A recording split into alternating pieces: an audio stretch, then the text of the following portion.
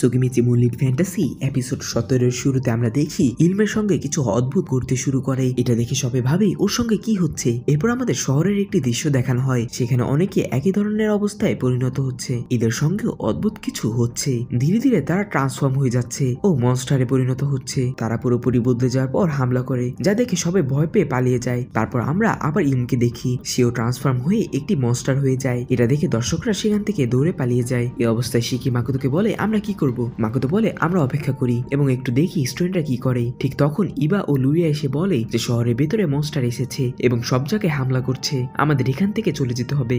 এই জায়গা খুবই বিপজ্জনক। এটা শুনে মাকোতো ভাবতে থাকে শহরেও মনস্টার। মাকোতো বলে আমার এসব কিছু কন্ট্রোল করতে হবে। মাকোতো ইবা ও লুরিয়াকে জিজ্ঞাসা করে প্রথমে তোমরা শান্ত হও এবং আমাকে ওই প্রশ্নের উত্তর দাও যা আমি তোমাদের আগে জিজ্ঞাসা করেছিলাম, কি তোমরা তোমাদের হোমল্যান্ডে ফিরিয়ে যেতে চাও কি চাও না। ইবা বলে আমাদের দুজনের উত্তর হ্যাঁ।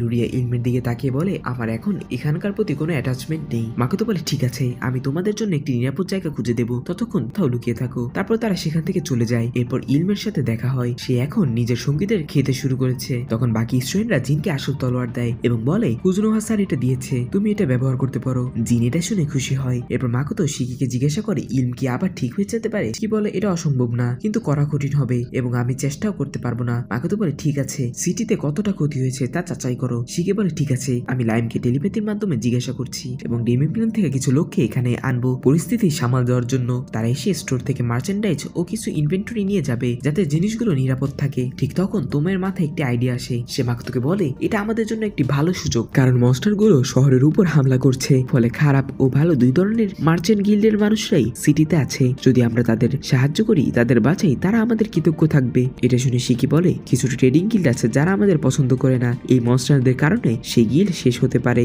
মিও বলে এটা ভালো, আমরা এই পরিস্থিতি কাজে লাগিয়ে কিছু মার্চেন্টকে মেরে ফেলতে পারি। মাকোতো বলে তুমি তো চুপই থাকো।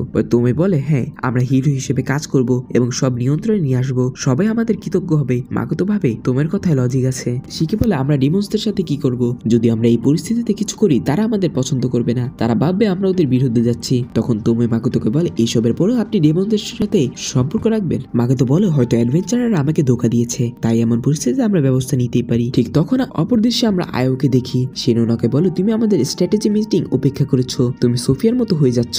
রুনা বলে আমাকে ওর সাথে তুলনা করো না, আর বলে প্রিপারেশন ঠিক চলছে তো। আয়ো বলে হ্যাঁ। রুনা বলে চিন্তা করো না, আমি এমন কিছু করিনি যা আমাদের প্রমিস ভেঙে দেবে। আয়ো বলে তুমি তো খুব খারাপ। মাকোতোর সম্পর্কে শুনেও খারাপ লাগছে। রুনা বলে এটা ছেড়ে দাও, তুমি আমাকে রিংস এর কথা বলো। আয়ো বলে রিং প্রস্তুত, এটি গডেসের শক্তি টেনে নেবে। হিবিকে যদি আরো শক্তিশালীও হয় তার শক্তিও টেনে নেবে। তারপর মাকোতোকে দেখানো হয়, সে লুরিয়াকে বলে তোমরা কুজুনোহা ট্রেডিং কোম্পানিতে যাও, আমার এমপ্লয়িরা তোমাদের নিরাপদ জায়গায় নিয়ে যাবে। তারা বলে ঠিক আছে এবং চলে যায়। এরপর র্যামব্রেন্ড ও তার ওয়াইফ লিসা আসে। তারা বলে আমরা কিছু বুঝতে পারছি না এখানে কি হচ্ছে। তারপর তারা এরিনার দিকে দেখে এবং দেখে তাদের মেয়ে ডিমনদের বিরুদ্ধে লড়াইয়ের জন্য প্রস্তুত। এটা থেকে র্যামব্রেন্ড একটু উদ্বিগ্ন হয়। মাকোতো বলে চিন্তা করবেন না, আমি তাদের নিরাপদ রাখবো। র্যামব্রেন্ড বলে ঠিক আছে, আমি তোমাদের উপর ভরসা করছি। আমি মার্চেন্ট গিল্ডে যাচ্ছি, লোকাল গিল্ড রিপ্রেজেন্টেটিভ এর কাছে যাচ্ছি। মাকোতো বলে রিপ্রেজেন্টেটিভ, সে আপনার বন্ধু?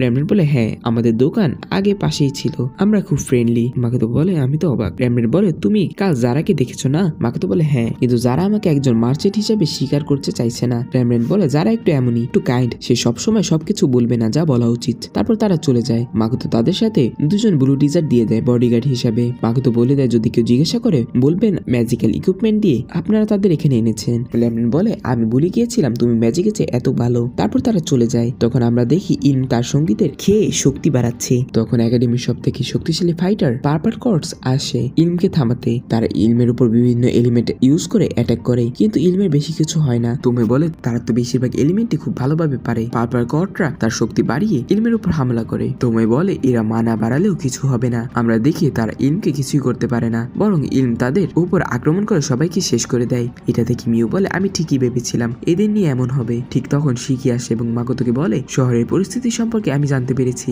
এরিস ও বাকিদের সঙ্গে টেলিপ্যাথের মাধ্যমে কথা বলা হয়েছে। তারা কনফার্ম করেছে কমপক্ষে 50টিরও বেশি মনস্টার আছে। টেলিপোর্টেশন সার্কেলগুলো ধ্বংস হয়েছে এবং কিছু টেলিপ্যাথিক ইন্টারফিয়ারেন্স হচ্ছে। মাকোতো ভাবে টেলিপ্যাথিক ইন্টারফিয়ারেন্স হলে কাজটা কঠিন হয়ে যাবে, কিন্তু টেলিপ্যাথি এই এলাকায় কাজ করছে। এদিকে আমরা দেখি ইলম পার্পল কর্ডসকে ধ্বংস করে এবং তাদের খেতে শুরু করে। মাকোতো বলে পার্পল কর্ডস খুব দ্রুত শেষ হয়ে গেল। জিড এবং বাকিদের কি হয়েছে? আমরা সব স্টুডেন্টদের দেখি তারা ভয়ে কাঁপছে ও বলে একাডেমির সবচেয়ে শক্তিশালী ফাইটাররা হেরে গেছে, আমি কি করে মনস্টারকে হারাতে পারবো? এগুলো দেখে দেখে। মিও বলে আমি এদের প্রশংসা করতে যাচ্ছিলাম কিন্তু এরা ভয় পেয়ে গেছে। শিকি বলে তাদের আরো ভালোভাবে ট্রেন করা উচিত ছিল, তাদের ক্ষমতাগুলো ভালোভাবে ব্যবহার করতে শেখানো উচিত ছিল। শিকির কথায় মাকোতো ভাবতে শুরু করে তার কাছে কি ক্ষমতা আছে এবং সে কিভাবে সেগুলোকে ব্যবহার করতে পারে। মাকোতো মিও ও শিকিকে বলে স্টুডেন্টদের ভালোভাবে ইনস্ট্রাক্ট করো এবং শেখাও কিভাবে লড়তে হয়, প্রয়োজনে তাদের সাহায্য করো। তারা বলে ঠিক আছে এবং চলে যায়। মাকোতো তোমোকে বলে তুমি আমার সাথে যোগ দাও। তুমি বলে আমরা সবাই অতিথিদের বাঁচাতে যাচ্ছি যাতে তারা আমাদের উপকার মনে করে। মাকোতো বলে হ্যাঁ, তুমি আমার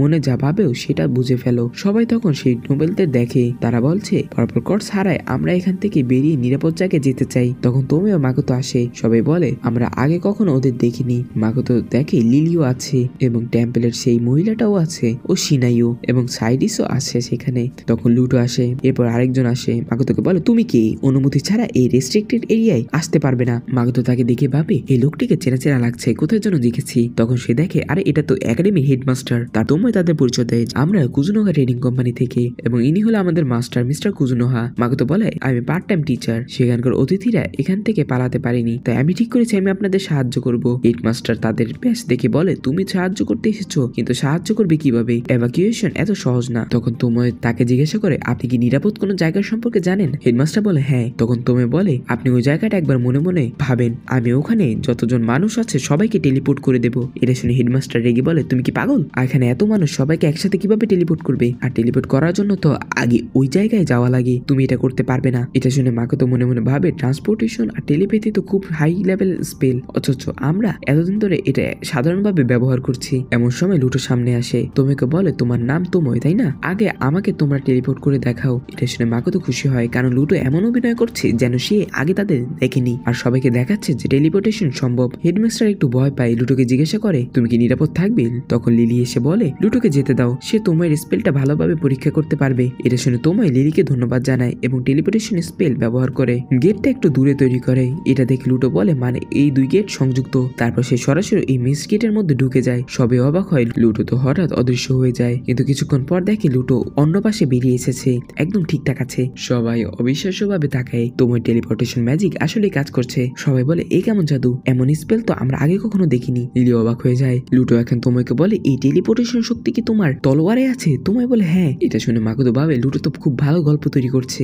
সে লোকদের কাছে লুকিয়ে রাখছে যে তোমায় শক্তিশালী, সেই তলোয়ারের নাম দিচ্ছে। তারপর লুটো সবাইকে বলে চলো আমরা ওদের সাহায্য গ্রহণ করি। সবাই বলে হ্যাঁ, আমাদের দ্রুত নিরাপদ জায়গায় টেলিপোর্ট করো। হেডমাস্টার বলে আমাকেও টেলিপোর্ট করে দাও প্লিজ। এটা থেকে একজন লোক রাজাকে বলে আমাদের চলা উচিত, কিন্তু রাজা বলে না, আমি এখানেই থাকবো, আমার অনুপস্থিতিতে তোমরা যাও। লোকটা বলে এরিনাই যে মস্টার আছে সে আমার ছেলে, সে আসলে ইলমের কথা বলছে।